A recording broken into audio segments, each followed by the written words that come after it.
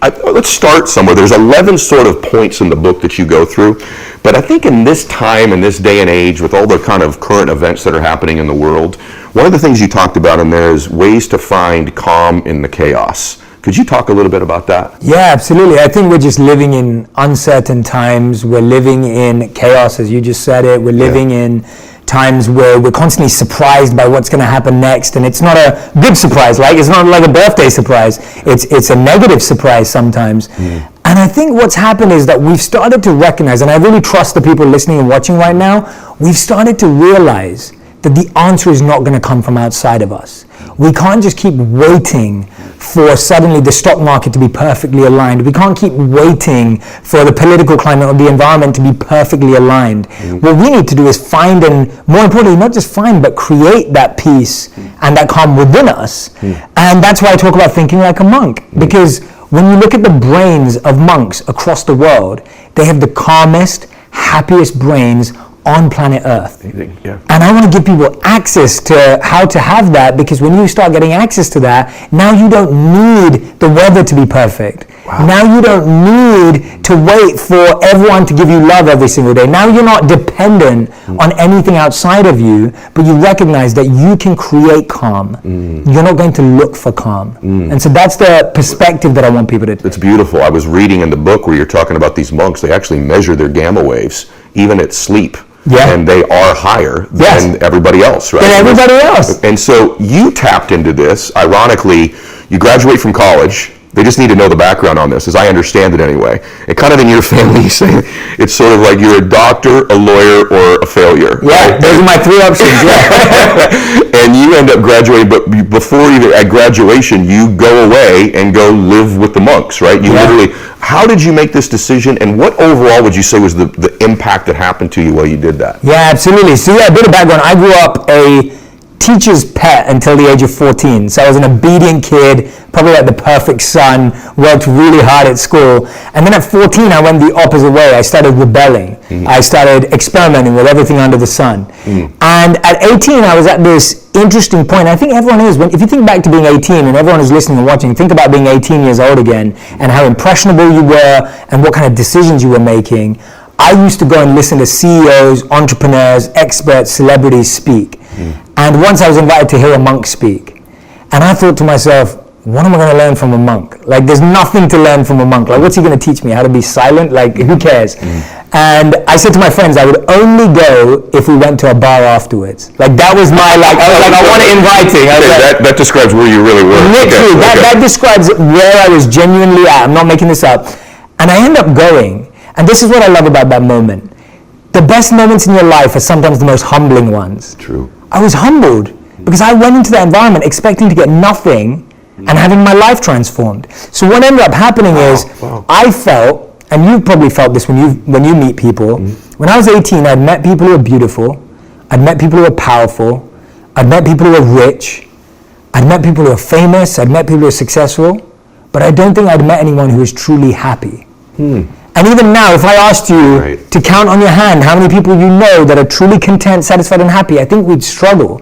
Absolutely. And I felt that from him at 18. And the great thing is, I know him now. I've known him for the last 14 years. This particular monk, his name's Gauranga Das, I talk about him in the book. He's still the same. Really? And so he's maintained that. And so I started getting fascinated with him. So I spent every summer vacation with him from age 18 to age 22. Every summer vacation, I would spend half of it interning at big finance companies, steakhouses, bars, fancy suits, and I'd spend the other half living as a monk in India. That's remarkable. Robes, sleeping on the floor and meditating. My gosh. And then when I graduated, I decided that the monk path was more fulfilling than the banking path, and so I chose it. What a remarkable young life. It was my first experiment. It's like you're literally testing, and I never judged myself, and that's what I love about being able to live life in that way. Like, I didn't judge myself when I was at the monastery. I wasn't like, oh no, I was just drinking last week, I can't do this. And then when I was out there with the guys, I wasn't like, oh no, I should be meditating. I was just like, let me really experience each life to its fullest. Wow. And then I can decide which one really fills me with joy. It's amazing that you're talking about this, because just this week I was on a show. They said, what topic would you like to cover? But anyway, they left it open to me, and I said, I think it should be happiness, because it's so rare for most people in the world. People have asked me on the show, when I started the show, I was fascinated because your shows had 54 million downloads the first year, right? And people said, what do the people that you interview have in common? They're some of my best friends. Some of your best friends are on your show. And I thought, well, I wonder when I do it, is it going to be their drive, their ingenuity, their charisma, their work ethic, their brilliance? And many of them have all of those qualities. But I think you would agree with me that even top performers that we work with, some of them have a touch of not so happy going on in their life. Even the people that you think have their whole world together, they too seek happiness. And I'll be honest with you, because I'm such a fan of yours, I thought, well, almost like what you thought, what do I have to learn from you about happiness from the monk perspective? Yeah. I didn't think the same. And as I started to read the book, first there were many revelations for me. Wow. Secondly, there were some things in the book that I think I do practice pretty well, but the way you phrase it and position it is beautiful, as is your norm. So one of the things you say early in the book, you talk about selfless sacrifice. And there's this great quote that I'll mess up in there that one of the monks had shared with you about that in the shade that you don't want to sit in, plant the tree, right? Yeah. So talk about that. The statement, this was the statement that when I'm sitting in that room as an 18-year-old thinking about going to a bar, this was that statement that penetrated my heart, and I was like, oh. Because so he was making the point that if you have any gifts, and if you have any talents in the world, if you're not using them in the service of others, then worth nothing. And that's a very bold point. And the way he put it, and he was quoting another writer, and he wrote that, plant trees under whose shade you do not plan to sit. And what that means is, most of us plant trees or we do things for people because we're expecting that one day they're going to reciprocate and do something back for us. And he was like, real service is when you do things for people that can't do anything back for you at that time, and you're not expecting anything. And for me, for my 18-year-old mind, I was like, oh, I thought my skills were just to impress women and make money and just do what everyone else does. And when he was talking about selfless sacrifice and service, I was like, I want to test that. Because either this man is a genius or he's completely crazy. But if he's given up, and he went to IIT, so he went to the Indian Institute of Technology, one of the best universities in the world. He was like a #1 student, and he gave that all up to be a monk. So I was like, there's something there, because you don't just give that up. Especially in India, the pressure to perform and to be a top grade student is so high that to walk away from that, like his family and everyone would have just completely. So I was like, I want to follow that path. Wow. Bro, I'm fascinated by you. Because as now that I'm in your presence, everyone should know that Jay and I have communicated for a very long time. We have tons of mutual friends, but we have rare on the show that I'm in the presence of somebody, and I feel your energy when you speak about this. I think I have this impression that someone who's sort of monk related is just sort of there's this feeling I get that's just, it's strong peace, but it's strong too. There's an energy about you. And one of the things that I think that you eventually overcame, that you talk about beautifully in the book, and I see every day, people ask me often, there's all these memes out there. We all hear, hey, what everyone's opinion about you is none of your business. But people really struggle with finding a pathway to happiness because they are borderline obsessed with the thoughts and opinions of other people. And you discussed that a little bit too. How would you tell someone who's struggling with this, which is 99% of the people who are listening to this, how they might deal with that or overcome it? Yeah, I give this analogy in the book about how we're all like method actors. So I'm a big movie fan, and so for me, some of my favorite actors are like Heath Ledger, who played the Joker in The Dark Knight. You've got Daniel Day-Lewis, who's an incredible method actor. Now I talk about in the book how Daniel Day-Lewis, at some points, he was wearing the clothes for Gangs of New York in his normal life, to the point that he even got pneumonia in his normal life because he's wearing these old, raggedy clothes. And he goes, at one point, he almost went crazy pretending to be someone that he wasn't. Now, when I heard that and I read that, I thought, wow, isn't that all of us? Like, you wear a certain role to work, you wear a certain role at home, you wear a certain role with your friends. And in playing all those roles, you end up method acting and forgetting who you are. Oh my goodness, that is beautiful. And for me, that's what I'm just seeing across and in and of myself. Me too. And I see myself do that. You become who you think other people want you to be. And so for me, the first step in that is writing down everything you're chasing right now. Like, this is a great strategy and a tool. And if anyone's listening or watching, get a pen and paper. If you're not, take a screenshot of this time code right now and come back to this. Because I want you to sit down and I want you to write down everything you're chasing right now, whatever it is. Make that list. Second question, where did that idea come from? Did that idea come from your mom, your dad, your friend, your brother? Did the idea come from me or Ed? Did the idea come from, I don't know, some book that you read? Like, did the idea come from your heart and your mind? Or was it born because it was influenced by your friend who just got promoted? Yes. Your friend who just got proposed to?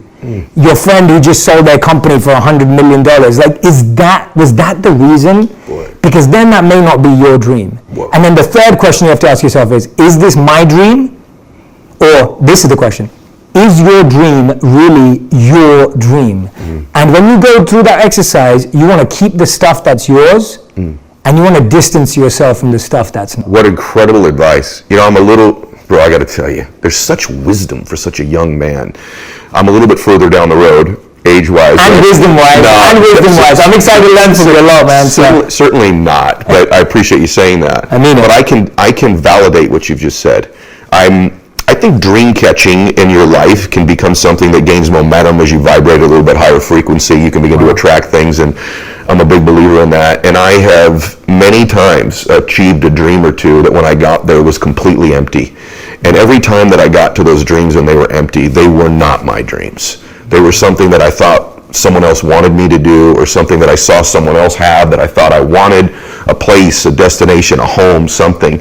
And you're 100% right. But the times when I've got clear on things that I really wanted, that really mattered to me, and when they were good enough that they materialized in my life, what great joy they've brought me. And they're usually extremely simple things, as you illustrate as well. I love hearing you say that, and it's nice to get validated on that, because I think you've achieved so much in your life, and it's incredible to see what you've achieved. And I think that's what people forget, is that the things that bring you joy are because you achieved what you wanted to achieve. Let's talk about that for a minute. You talk about Dharma a little bit. How do you figure that part out in your life? So Dharma is a fascinating concept. I absolutely love it. And the loose language terminology for it is purpose or calling or your mission and vision in life. Like, what are you meant to do? It's kind of like what you're meant to do. And the thing about Dharma is Dharma talks about how we think we have to learn lots of stuff, when actually Dharma is unlearning and bringing out what you already have. Whoa. So one of the things I mentioned in the book is that you can't be anything. There's two lies we've been told growing up. The first lie is you're nothing. You're stupid, you're worthless, you're not going to make it. And I'm sure many people listening and watching have heard that from teachers, parents, aunts, uncles, whoever it is. And then the other lie that we're actually told, and I don't think it's a lie, I think it's positive, but sometimes it's misconstrued, is you can be anything. Right. And we all know that's not true too. Right. And it's unfair, because sometimes people get misled. You're exactly right. And the Dharma point of view is you can't be anything you want, but you can be everything you are. And what I mean by that is you have a genius, a potential, a power inside of you that you don't know yet. Why? Because you're inexperienced. It's not that you're unqualified, it's your inexperience. So people are saying, I'm stuck. I don't know where my life's going. I don't know what my purpose is. So you're perceiving yourself to be unqualified or underqualified. Actually, you're just inexperienced. You just haven't done enough things to let the magnet of your life tell you what it's attracted to. Whoa. So for me, that's what Dharma is encouraging people to do. And this beautiful verse from this Vedic text, a monk text called the Manusmriti. And it says that when you protect your purpose protects you. And what I love about that, and you'll appreciate this because I know you're someone that I feel is living this. Thank you. A purpose is like a rare gem, and you have to protect it.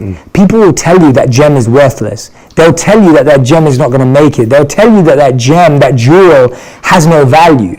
And that's why you have to protect your own purpose, because the world is going to constantly try and pull you away from it. So Dharma is it's not a belief system, it's a fact that you've got skills, genius, potential is sitting inside of you, and you have not seen it yet. And I've seen this across the board. I literally just got a call from the CEO of Instagram probably about 3 to 6 months ago. It's been a while now. And she called me up and she said, Jay, we just had, I don't think I've told the story anyway, so you've sparked it out of me, but she goes, we've just had this talk from this speaker that we brought in. And this speaker spent years in a refugee camp. And in this refugee camp, not only did he figure out how to survive, he actually got his mother to save up for a computer and he coded a game. He taught himself how to code, and he coded a game that helps people understand how not to be violent in a refugee camp. Gosh. And then he used Facebook to promote it. My gosh. And they said we were so inspired by him that we brought him in to speak to Instagram and Facebook. And then we asked him the question. We asked him, what has had the impact on you? Like, what kept you inspired? And this guy goes, I used to watch this guy called Shetty on Facebook. And literally, when she told me that, and she said literally the whole audience was in tears at his story. And I said to her, I need to talk to him right away because I need to tell him. I'm like, dude, you've just inspired me. I'm like, dude, your life is way harder than mine's ever been. And if you can realize that you have the potential in a refugee camp to teach yourself how to code and to help people not be violent, I mean, you're inspiring more lives. His name's Luau Mayan. I'm like, dude, you're inspiring so many more lives than I ever, it's just beautiful. And to me, that story, I'm not sharing it to show my role in his life. I'm sharing it because I'm like, if he can find a way to find his dharma, then we haven't got any excuses. Brother, it's funny. Right before you told the story about him, I was going to tell you that it's so obvious to me that you're in your home. And that's perfect evidence of it. It's so obvious to me as I sit next to you. And the book, guys, I want you to get this book. It has my full endorsement. And the reason it does, first off, is because this man that you're hearing these incredible words from wrote it. But it's a unique book because it talks about these principles that are eternally true. But there's also what I would call fundamental strategy. I was going to say basic, but it's not basic. It's fundamental strategies. I was surprised in a book that talks so much about happiness that you get as granular as a morning routine, which I'm a huge believer of. And I think sometimes, but you do it differently. Right. And so I wanted to go through a few things because we wanted to read the book. Right? But just so you know, guys, we're at 1%, less than 1% of the book so far. You're very kind. But it's true. But so talk a little bit, just tactically for a second, about importance of it and the way that you perceive a morning routine. Yeah. So the beautiful thing about monk life is half the day is self and half the day is service. That's how you're taught to live. Okay. So the morning hours are for you to fill yourself. It's almost like putting on mental, emotional, and physical armor. That's what a morning routine is. Our days are tiring. Our days are busy. Our days are draining. Well, guess what? If you didn't put your armor on in the morning and you're going out to battle, how many knives are going to cut you? How many swords are going to pierce you? How many wounds are you going to come home with? How many of you come back home feeling wounded? I come back home feeling wounded sometimes. Often. But guess what? If you put your armor on in the morning, a warrior would never go out onto a battlefield. And life can be a battlefield. Work can be full of conflict sometimes. Your relationships can be damaging sometimes. Your friendships can be toxic sometimes. So we are warriors in one sense. Sure. And so without wearing that, so for me, a morning routine is putting on emotional armor, which is meant to protect you for the rest of the day. And that way, even if you do get pierced, or you do get popped, or you do get cut, you're protected. And I know that when my morning routine is at its best, I feel protected. I know exactly. Whereas when my morning routine is weakened, I feel weak. And so for me, the morning routine, as I get strategic about it, there's two principles you have to know. Location has energy and time has memory. If you do something in the same place every day, that place now holds that energy.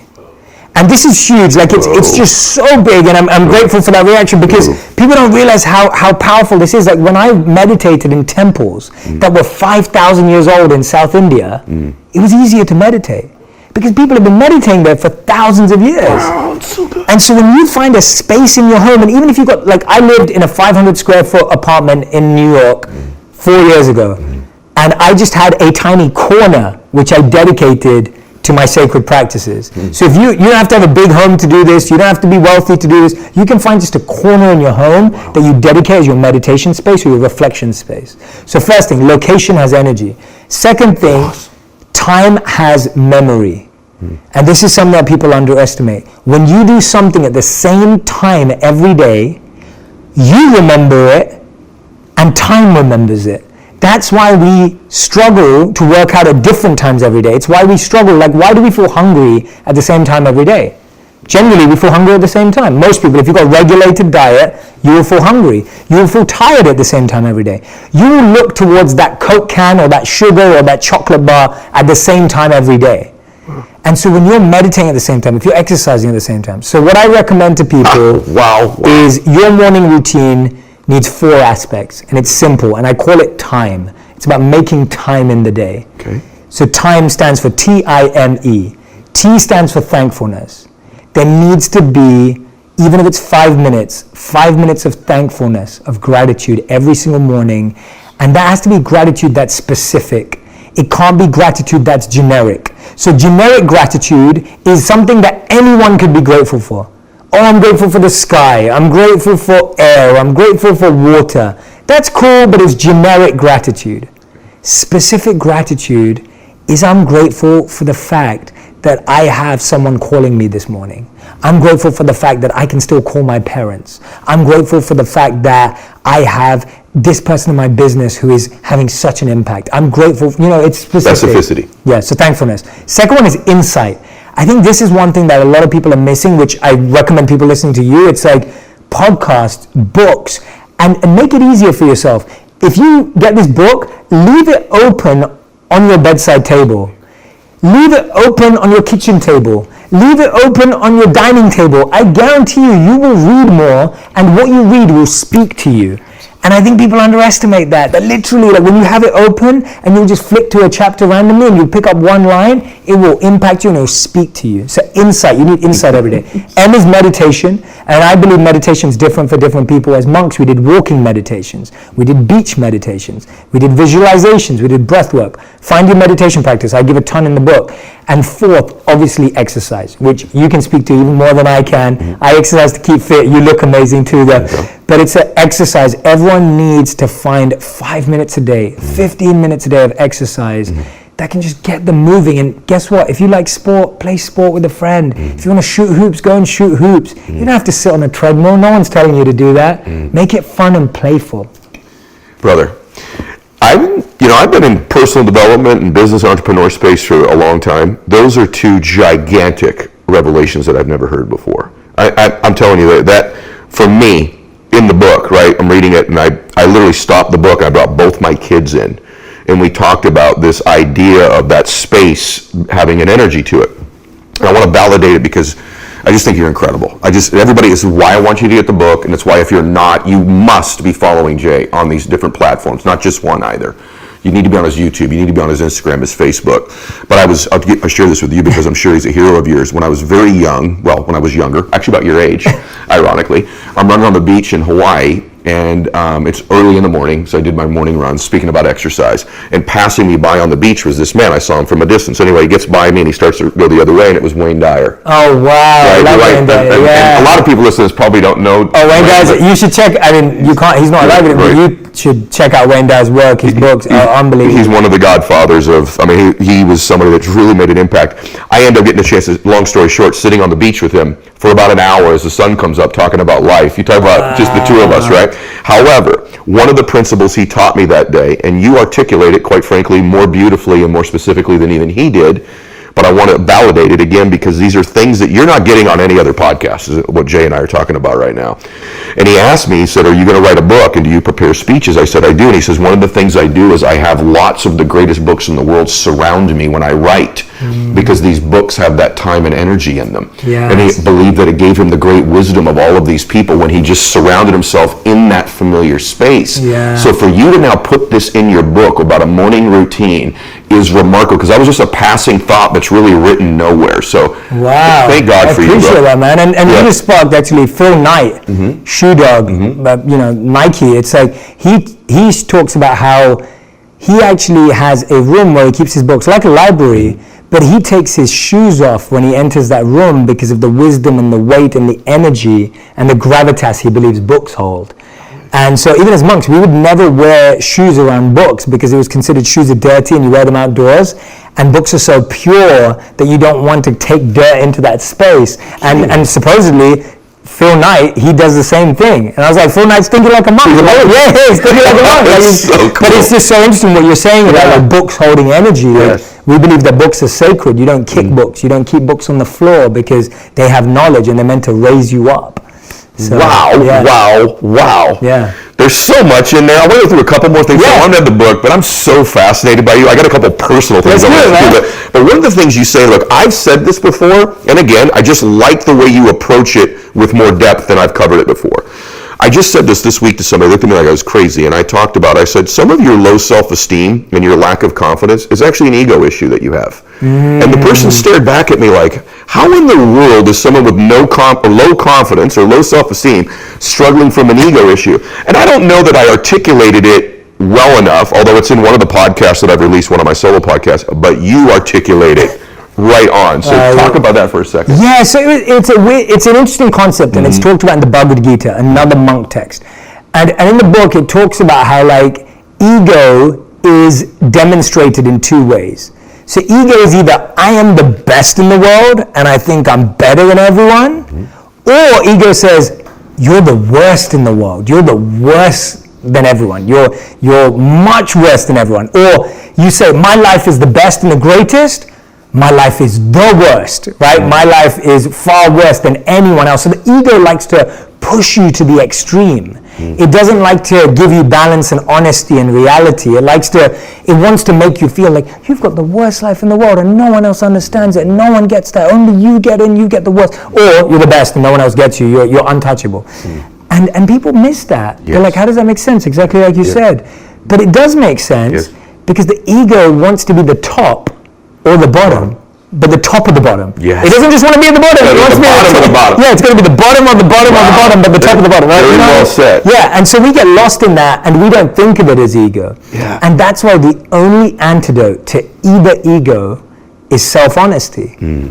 Is being honest. And honesty is, I'm good at these things, I'm great at these things, and I suck at these things. Right? Like, that's honesty. And we could all sit down, me and you could sit down with a list of our skills and map out what we were great at, what we were average at, and what we knew we were terrible at. Yes. And that's honesty. That keeps you so away from either ego. Do you think part of it too is that when you're suffering from my life is the worst, that you're focusing on you and you're centering on you, and there's an ego connection to that too, and that this pathway you talked about earlier about getting into the service of other people removes you from you, which begins to remove the ego? Absolutely. I mean, that's a huge point you just made right there. Like, you just dropped some serious, like that's like please don't underestimate that point, everyone who's listening. Like, the challenge with all self-centeredness is that all you then indulge yourself in is your own pain. Whoa, very good. Right? You just indulge, you just submerge and like immerse yourself in pain because it's all about you. Yeah. And I think Gandhi said it best, is that you find yourself when you lose yourself in the service of others.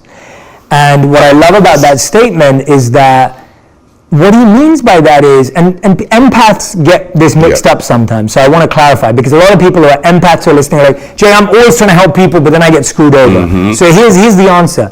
You're not helping people so that they can thank you. You're not helping people so that they can be grateful to you. You're helping people because you know it's the right thing to do, but more importantly, you're helping people because you get to understand and experiment and experience different parts of yourself. When I helped kids growing up in India that didn't have food and we were giving them free food, I learned so much about myself. When I was able to go and give talks that help people, or now I make videos or podcasts, you learn more about yourself when you help people. You don't learn anything about yourself when you're just sitting there filling out a quiz going, who am I? What am I? Like, you don't but you learn about yourself when you help people.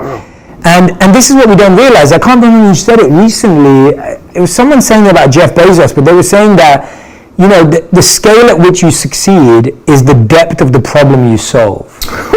And so even if you look at someone like Jeff Bezos, who's extremely successful, he's successful because he solved a problem that many people have. Bill Gates is successful because he solved a problem. So even if you look at monetary success, even if you look at financial success, it comes from service. Any success comes from service. A musician is famous because they're serving. They're serving you by understanding your feelings, making music. You now feel comforted, so you follow them. They have served you.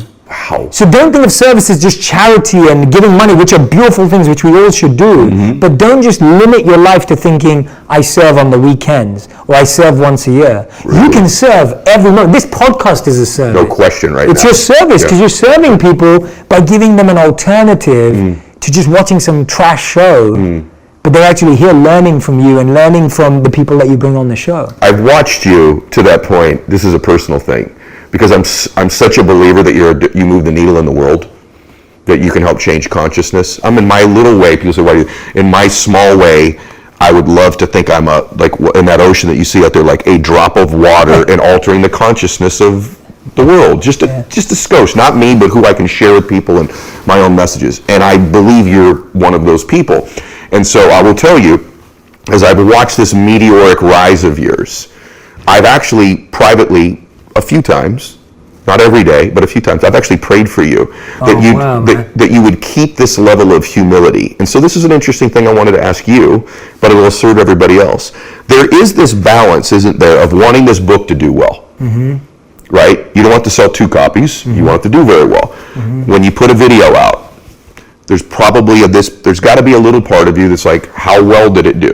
And I think that line right there, I'm not even sure if you or I know the answer entirely, but do you struggle with that balance of, I'm doing this in the service of people, yet I'm sensitive to the response of what I'm doing? Because I think someone listening to this right now who's going to have a sales presentation tomorrow, they want to be in the service of that person, but there's this part of them that is in that balance we've talked about earlier about what's the response going to be? How am I going to be received? I want people to like me. How do you navigate that? That's a great question, man. That's huge. And the answer, let's take that salesperson.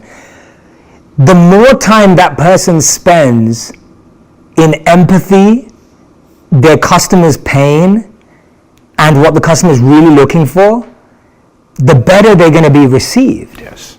So that service mindset always helps, because if you're thinking about, and this is what it comes, and I said this to my team when we were writing the book and everything I was working on, I said, if I sit here right now and all I'm thinking about while I'm writing the book is being a best-selling book, then guess what? I'm now not writing the book. I'm now living in the future, and I'm not living in the present. And so the only way to make this a best-selling book is to do the process properly. And I don't think, and this is what I do, and this is the only thing that's helping me, and again, I go through it all the time. After my first video went viral 3-4 years ago, I stopped creating because of the pressure that I wouldn't be able to live up to it. Wow. So I actually got scared, because I was like, oh, well, what if the next video doesn't do as well? Everyone's going to think I'm tanking. Like, you get into that self-doubt and and I got into that space where I was just Thank you for being honest about that. Yeah, no, really. Like, genuinely, I didn't want to make a video again, because I was like, this video just got 40 million views. Like, how am I ever going to beat that, right? And you get scared. I was like, I'm not putting anything out. I'm just going to stop. And then I started to realize, I was like, well, now I'm not living in service anymore. I'm living out of ego, and I'm living for feeling a certain way. And guess what? I'm not feeling better by not putting anything out. Yeah. And actually, if I just serve more, I'll learn more. So the way I've made sense of it, and there's a verse in the Gita that explains it too, is that you have full control over the preparation, the process, and the practice. But you have no control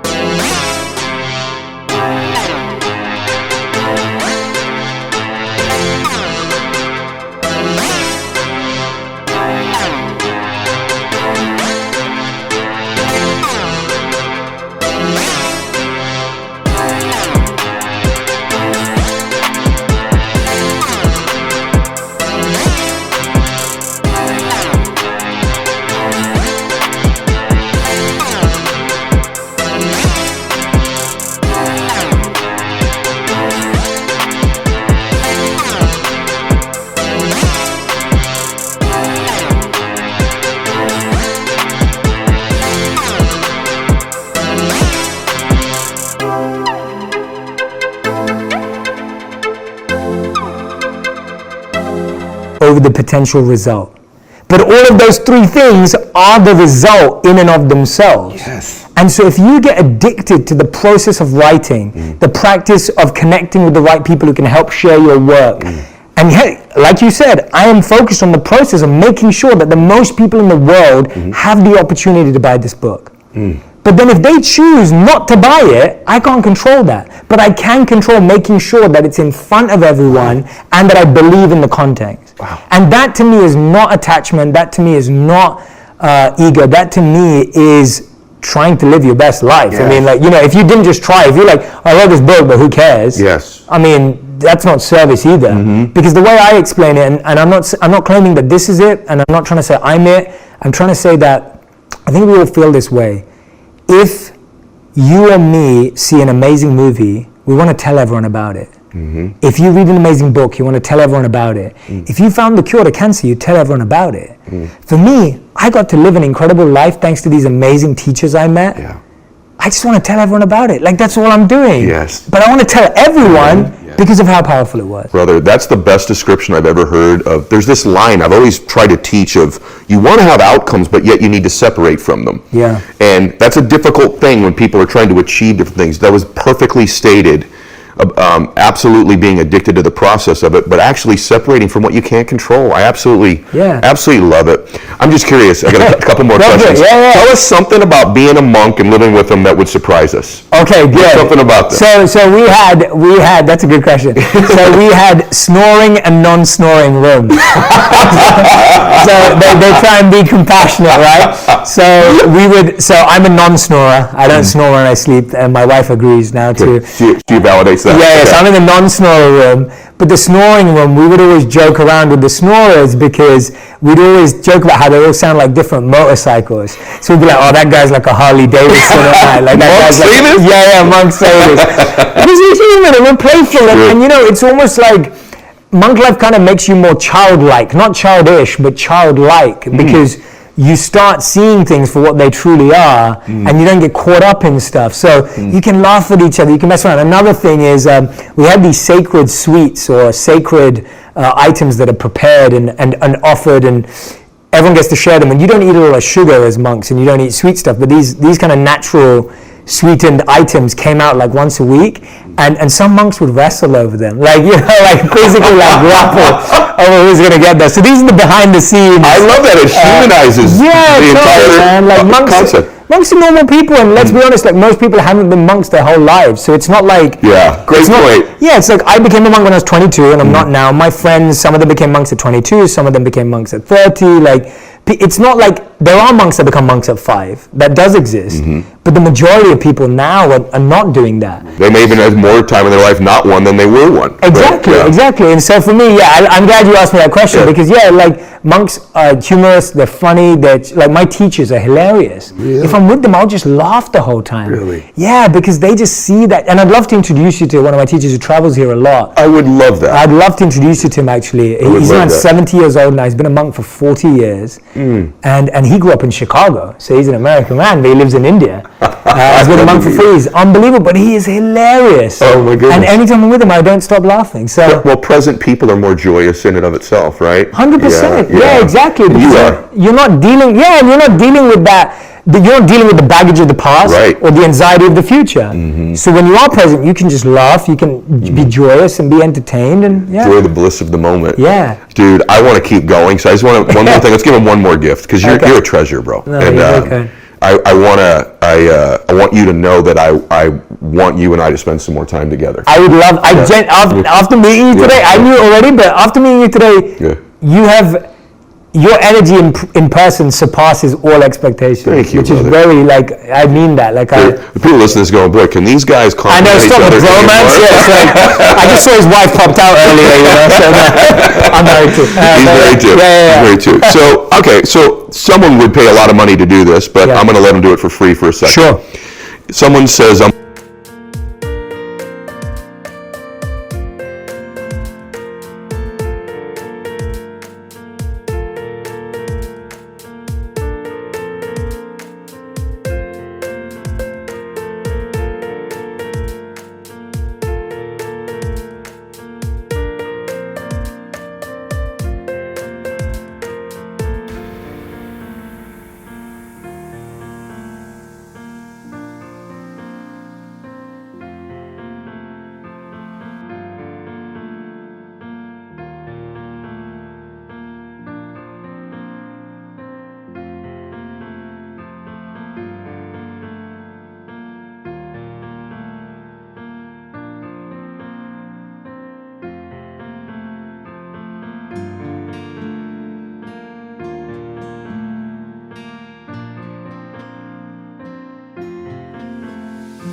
watching this, and I really have this energy about me after listening to this or watching this, and I want to change my life. And maybe I don't have super high self-esteem right now, and potentially I lack a little bit of direction, or maybe I know what I want to do, but I don't know that I have the confidence to get there. If you just say, I want to turn my life around, I want to have some of these emotions that it seems as if you experience on a pretty regular basis. What advice or counsel, just in general, would you give somebody who wants to live a better life? Yeah, so one of my biggest things, first of all, would be that we do this wrong because we do either or we do them in the wrong order. So in life, there are two aspects that impact everything: our thinking and our actions. And I read a quote the other day that was saying that the mistake we make is that we either act without thinking or we think without acting. And I think that's where most people are. If you're feeling stuck or you're like, I'm not sure what I'm doing right now, you're either doing too much thinking or you're doing too much acting. So you're just doing a lot of stuff, but you don't know why you're doing it, or you're just sitting there procrastinating every day and you're doing it. So I'd say it's both. Yeah. So the first thing I would say to you is take a moment and speak to 3 different people. Speak to a family member, a friend, and a colleague, and ask them this one question: what strengths do I have? What do you think is my superpower? What skills do you think I bring? Emotional, strong, soft, hard, whatever it is. Do that first. Get that sense check. Second thing, for the next month, take off every weekend, 8 days, because there's 8 Saturdays and Sundays all together in a month, and book a different course, workshop, seminar, online, offline. Go to an event, shadow a friend, go and spend time with an aunt, uncle who's doing the career you want. Go and have 8 new experiences. And after each of them, sit with yourself and ask yourself, did I like that, yes or no? Whether you liked it or not, ask yourself, why did I like it or why did I not like it? And then ask yourself, would I like to do it again? And if the answer is yes, yes, yes, guess what? Go do it again. Wow. And if the answer is no, no, no, don't do it again. Leave it out. But if you've had 8, and this is the problem, we do that over a year. We do that over 8 years. And that's why life feels slow and boring and lethargic and stuck. Yes. But it just, in the next 8 days in a weekend, just test 8 new things, and you'll have just a great experiment. And the worst thing that will happen is you'll find 8 things that you don't like. But I guarantee you that even if you have a sense of that reflection in the beginning, and what I don't get why we don't do this enough is, we do it with food and movies all the time. Like Ed is such a kind man. Like I got here slightly late because of traffic, and then he let me eat my lunch because I wanted to be full of energy. I need to find out where that place is because it's local to here. My team got it ordered for me. It was amazing. Good. And it's like, you know when you eat something whether you like it or not. You know when you watch a movie whether you like it or not. You know when you read a book whether you like it or not. But why don't we ask ourselves after meeting people, completing projects, or going to places? Most of us keep meeting people that take our energy. Most of us keep going to places that drain us of our energy. And most of us keep working on projects that just disturb our energy. All you have to do is ask yourself, does this bring me alive? Why does it bring me alive? Really important to know why it works, and do I want to do it again? Wow. Deep insight there. That brother, what he described right there, everyone, is like the ultimate pattern interrupt. What he's saying is you're going to do this over 8 years or 10 years.